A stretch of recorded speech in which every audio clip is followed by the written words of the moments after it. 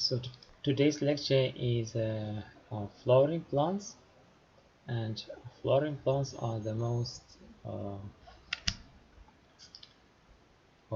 useful drugs, and the most prominent and uh, well spread plants in the world. And there are about 300,000 species of flowering plants, and most of the medicinal plants are also flowering. And flowers usually consist, flowering plants uh, usually look like this one.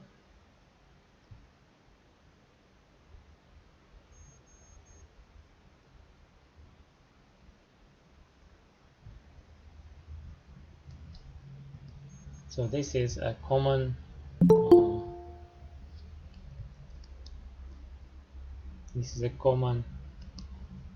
uh, view of the flowering plants. So flowering plants have flowers, stems, leaves, and roots. So these are our most common view of the flowering plants. And many of the flowering plants have a medicinal properties, and uh, there are many medicines that are originally extracted from the flowering plants. For example, vincristine and vinblastine are obtained from the Catharanthus roseus. So this beautiful flower produces chemicals that treat the cancer, and including Hodgkin's disease and the leukemia in children. So these are cancers that are treated with the vincristine and vinblastine that are derived from the Catharanthus roseus. So these are very useful drugs. And many of the medicinal substances are produced from the alkaloids. Alkaloids are bitter compounds with nitrogen, and they obtained from the flowering plants. For example, another plant that is Synthona Officinalis is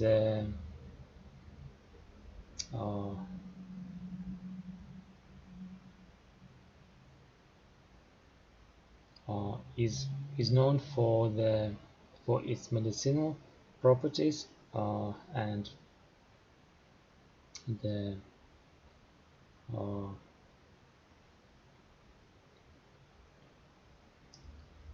uh, the substance that is obtained from this plant is also an alkaloid, and uh,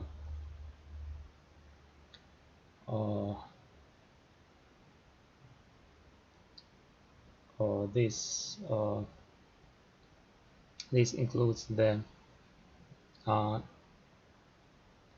quinine that is used to treat malaria, and quinine is the first drug that is used to treat the malaria. And nowadays a more effective drug, anti-malarial drug, is used, that is artemisinin, that is obtained from Artemisia absinthium, another flowering plant. And morphine is also used as an anti-pain medicine, and morphine is obtained from the Papaverum somniferum, or opium, also produced in these carpels, and its extract from this opium poppy is used as a anti-pain medicine. And the reserpine that it obtained from the Rauwolfia serpentina, so it's originally in Indian medicine, used for the treatment of hypertension. So these are the examples of the medicinal plants that are that produces the alkaloids useful in the treatment of many diseases. So and the flowering plants have a unique feature that is called a double fertilization. So the life cycle of the flowering plants undergo alterations of generations, and the sporophyte generation is larger and nutritionally independent, and gametophyte generation in flowering plant is microscopic and nutritionally dependent on the sporophyte. So this like gymnosperms, the flowering plants are heterosporous, so they produces two kinds of the spores, microspores and megaspores. So microspores are a male and megaspores are a female. Sexual reproduction occurs in the flower. So this is a flower, and usually flowers contain sepals, petals, and stamens, and pistil. The stamen is the male reproductive organ. So this is a stamen, and stamen consists of the stalk, the anther. So the stalk is the stalk. This one is the stalk, the anther, and the anther produces pollen spores or pollen grains. These pollen grains are reason for the allergy in allergic people during the spring. And now it will be soon. So those of you who are allergic, please prepare for the allergy. And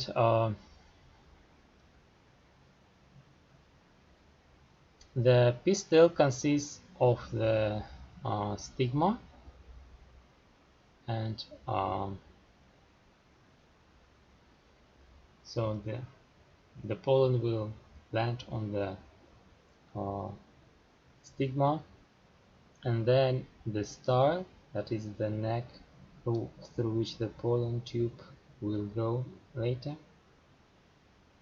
and an ovary, which can contain one or more ovaries. So here is only one. So actually ovary here and here. So as in all seed plants, the ovules of flowering plants are enclosed by one or two layers called integuments. A small opening in the integument called micropyle permits passage of the pollen tube into the ovule. So this small opening allows the pollen tube to grow inside.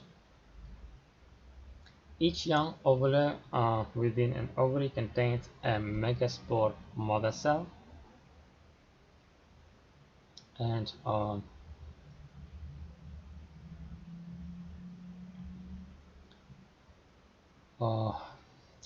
this mother cell will overgo over the meiosis to produce a haploid megaspores. So this mother cell is diploid, and then post meiosis comes haploid megaspore. Three of these disintegrate, so this 1, 2, 3, 4 cells are produced, and one of them remains and three others disintegrate,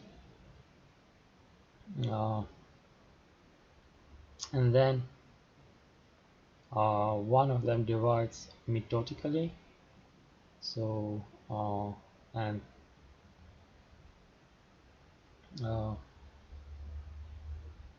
then it develops into female gametophyte that is also called an embryo sac. So this is a mature female gametophyte. The most widely studied type of embryo sac consists of 7 cells with 8 haploid nuclei. 6 of these cells, including the egg cell, contain a single nucleus, and a 7th cell that is called central cell has 2 nuclei.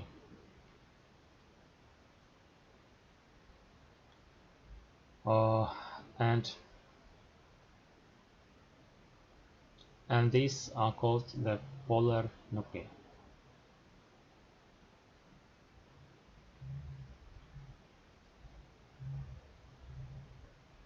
The egg and the central cell with 2 polar nuclei are directly involved in fertilization. The other 5 cells in the embryo sac apparently have no direct role in fertilization process and will disintegrate later. The synergies that are two closed cells with the egg release some chemicals then that will affect the disintegration of the pollen tube growth. Each pollen sac or microsporangium of the anther contains numerous microspore mother cells, each of which undergoes meiosis to form 4 haploid microspores. So also meiosis, then 4 microspores, and then every microspore develops into the mature gametophyte, and then it can be transferred to the style.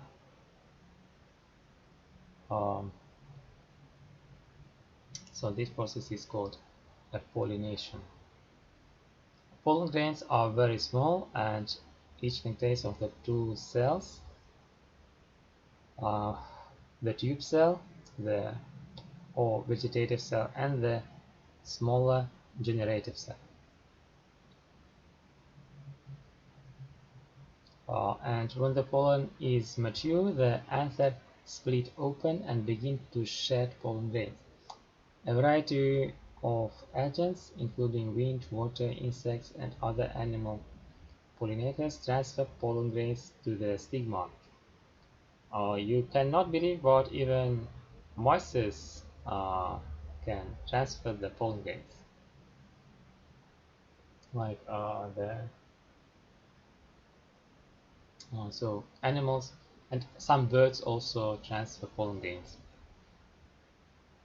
Humans usually don't transfer pollen grains; they only uh, have an allergy from these pollen grains.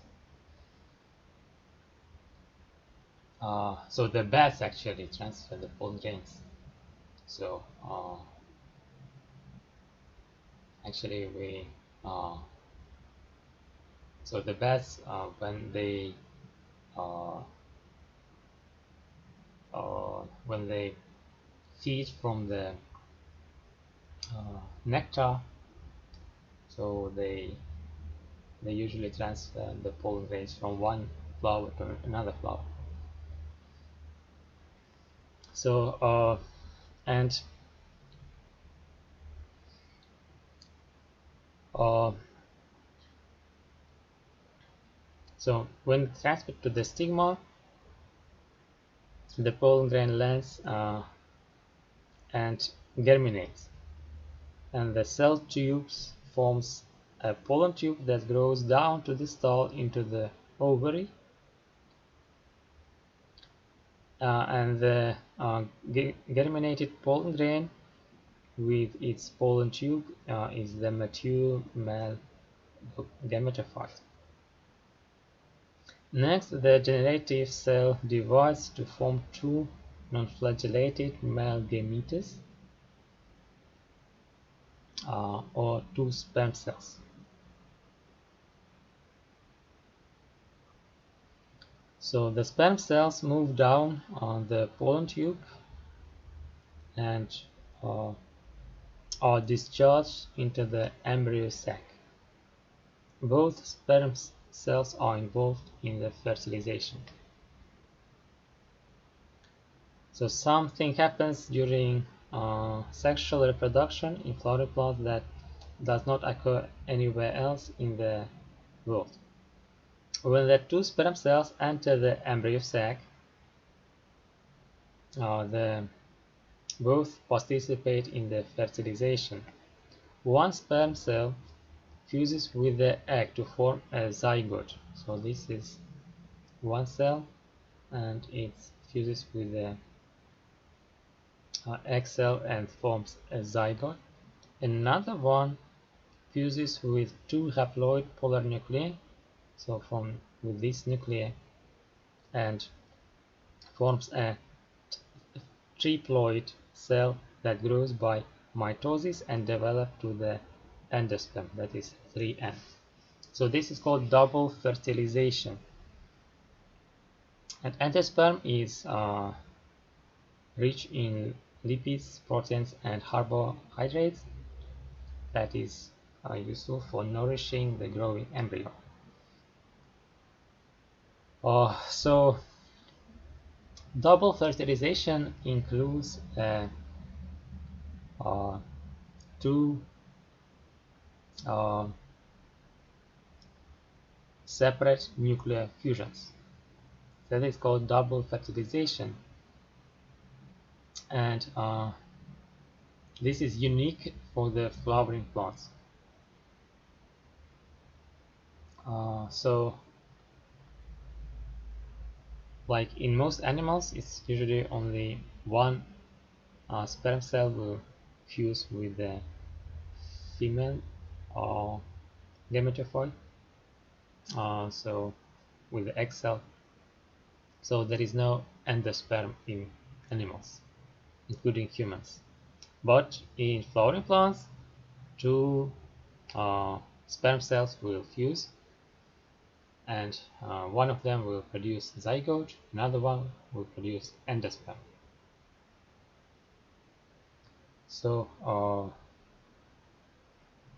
this is unique for the flowering plants.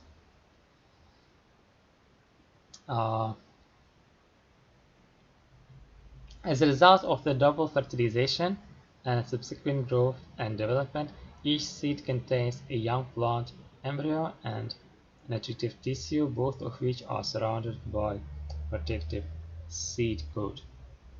So this is a seed coat and this is an embryo, and there is usually a tasty food around. So most of the animals like this fruit.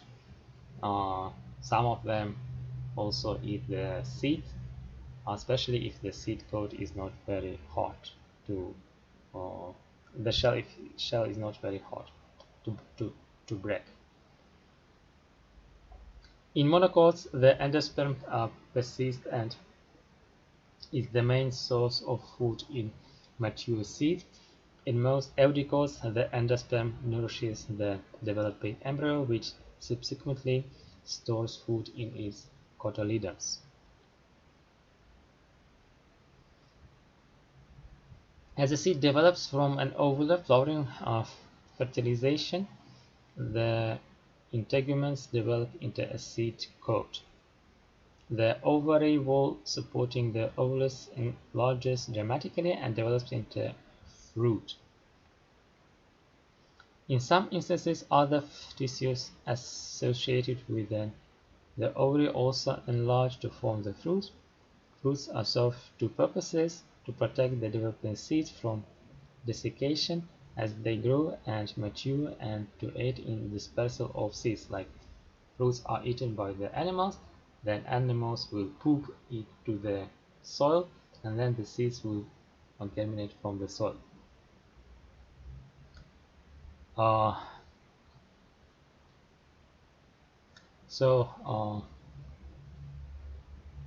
then the seed can germinate to the mature sporophyte that produces flowers, and the life cycle continues from the beginning. So actually this cycle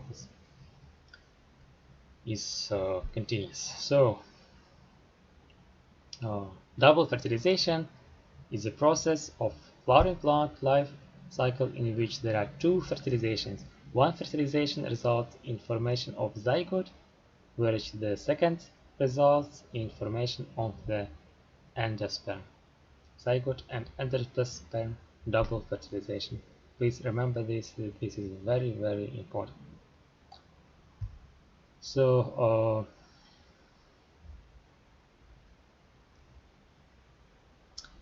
some flowering plants also produce embryos and seeds without the fusion of gametes, and this is called as apoxemis.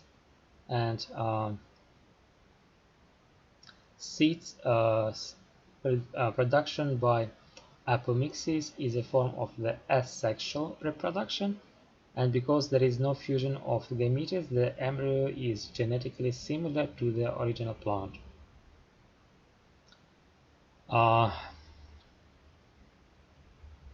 Apomixis has an advantage over the other methods of asexual reproduction in that the seeds produced by apomixis can be dispersed by methods associated with sexual reproduction.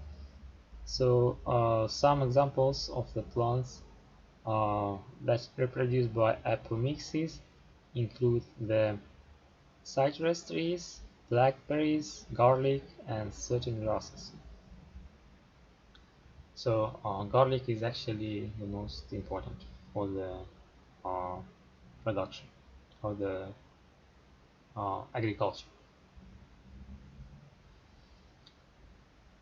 Uh, the um,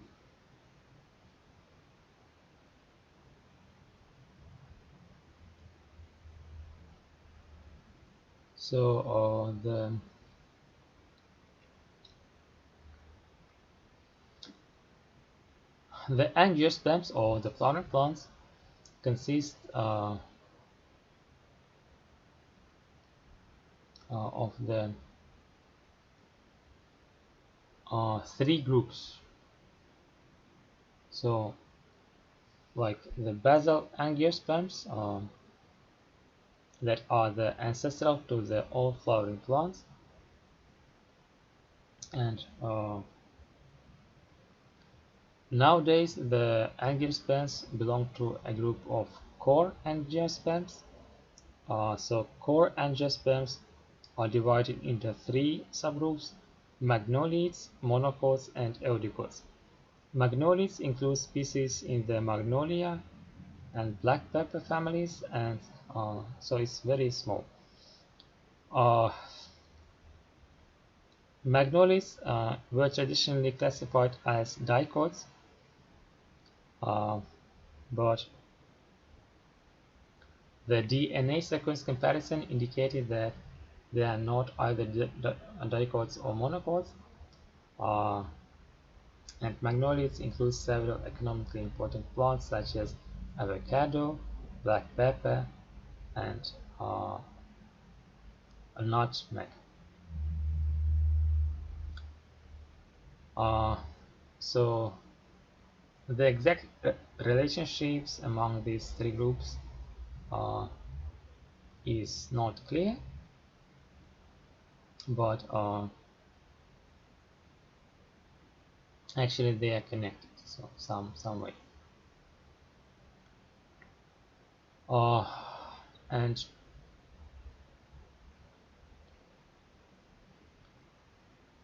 the humans are very dependent on flowering plants because this is the primary source of the food, and also for the shelter like the wood, and also for the clothes like uh,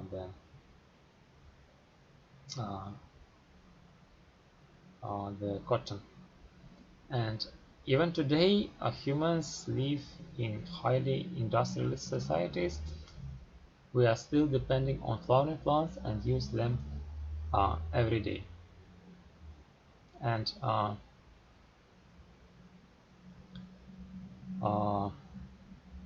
every family, including Magnolia, eudicots, or monocots, are very important because mostly eudicots, because eudicots will produce cactus that is very popular in Egypt, mustard, rose, pear, potato, pumpkins, and sunflower, and also the monocots that include the grasses and engaged families.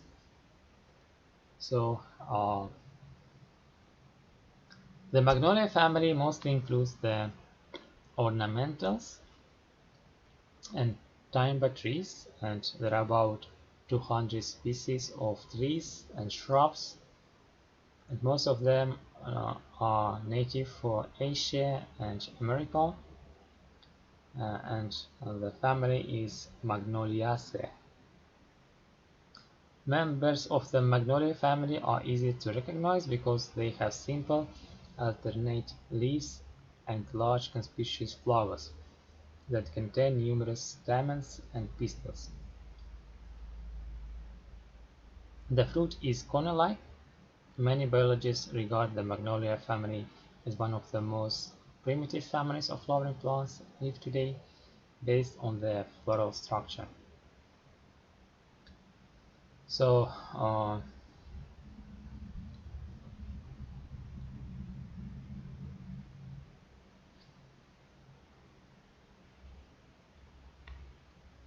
the flowering plants, as the principal photosynthetic organisms on land, provide other organisms with a continuous supply of energy that they must have to survive.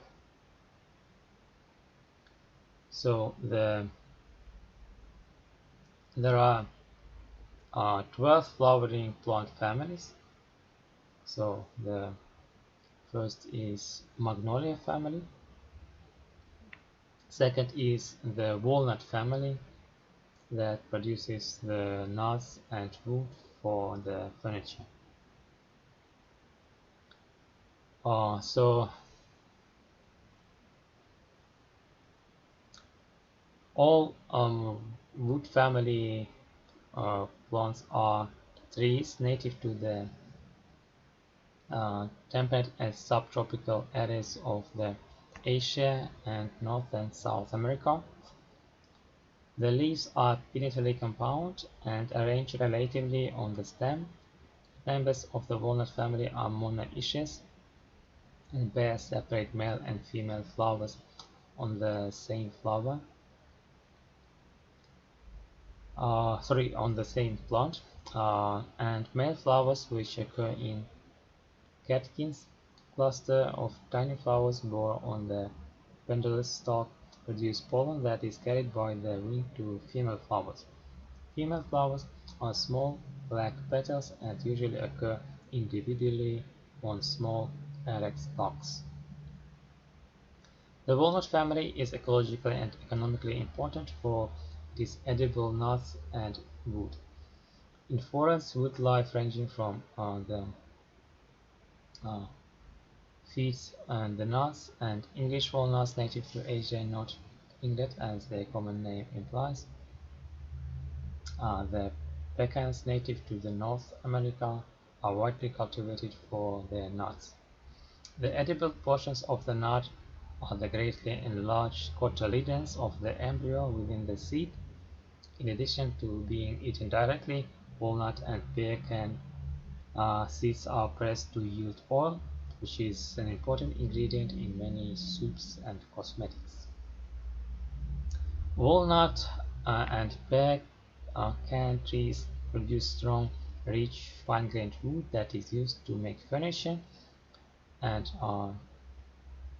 also uh, the wood, the most expensive part of the wood is used for the uh, decorative purposes in uh, most expensive interior of the vehicles. The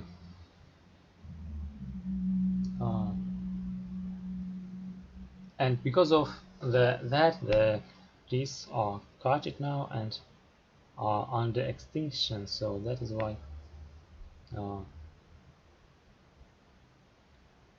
walnut family is like less commonly seen nowadays. So the next family is Cactus family, and cactus is imported for ornamentals, and it is also edible in Egypt. So cactus is very popular in Egypt, and it has more than 2,000 species of the herbs, shrubs, and small trees. The and they are also there is also uh, cacti. It's usually common in deserts, like in Sahara, and most of the cactus family are succulent plants, so that they store water in the stems or leaves. Most cacti have spines that are modified leaves borne on succulent stem. The stem functions not only for water storage, it also enables plant to survive periods of the uh, dry season, that is drought, uh, and also it's the main organ of photosynthesis. In certain cacti, the succulent stems are prominently ribbed during period of drought, but during many periods the stems swell and the ribs fill with water, and cacti roots vary depending on the growth habit of the particular species, and many cacti have an extensive fibrous root system that covers a large area horizontally, but may extend vertically only a few inches. Such a root system quickly absorbs any water that becomes available during the uh, rain, and not all cacti live in deserts, so some cactus in are treeloids and live in tropical rain forests.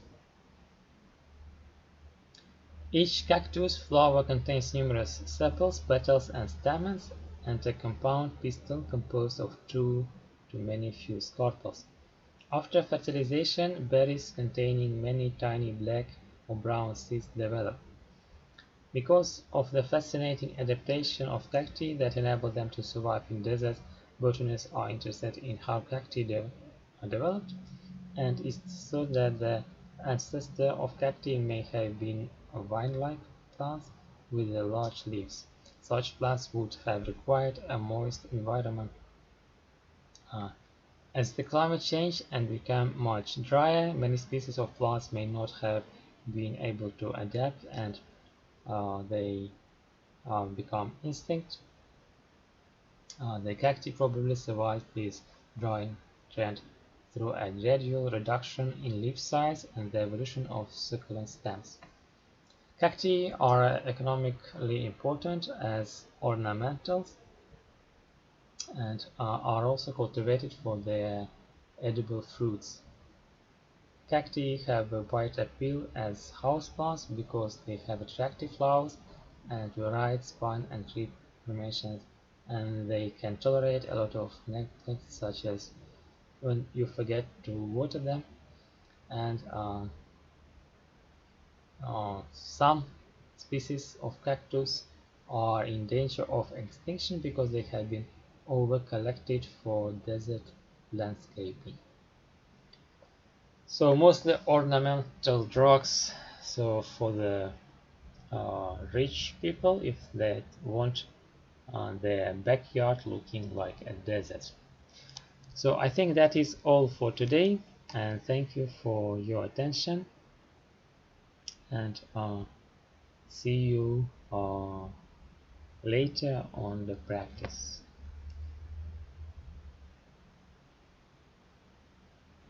Okay,